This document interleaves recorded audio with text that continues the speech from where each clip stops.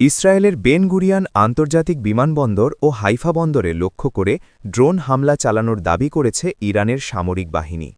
মঙ্গলবার ইরানের সামরিক বাহিনী বলেছে, ইসরায়েলের ওই দুই এলাকাকে নিশানা বানিয়ে ওই ড্রোন ক্ষেপণাস্ত্র ছোড়া হয়েছে।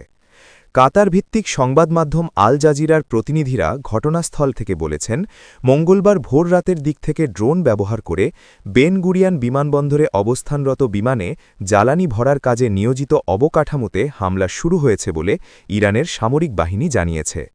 ইরানের সেনাবাহিনী বলেছে, এই হামলায় গুরিয়ান বিমানবন্দরের আশেপাশের এবং হাইফা বন্দর এলাকার সামরিক ও মহাকাশ শিল্প সংশ্লিষ্ট স্থাপনাগুলোকেও লক্ষ্যবস্তু করা হয়েছে। এদিকে একই দিনে বাহরাইন, কাতার, কুয়েত, সৌদি আরব ও সংযুক্ত আরব আমিরাতেও ইসরায়েল ও যুক্তরাষ্ট্রের সামরিক বাহিনীর অবস্থান এবং ঘাঁটি লক্ষ্য করে হামলা চালিয়েছে ইরান। বাহরাইনের প্রতিরক্ষা মন্ত্রণালয় বলেছে, ২৮ ফেব্রুয়ারি থেকে দেশটির ওপর চালানো হামলায় সংযুক্ত আরব আমিরাতের একজন সৈন্য নিহত এবং বেশ কয়েকজন সৈন্য আহত হয়েছেন।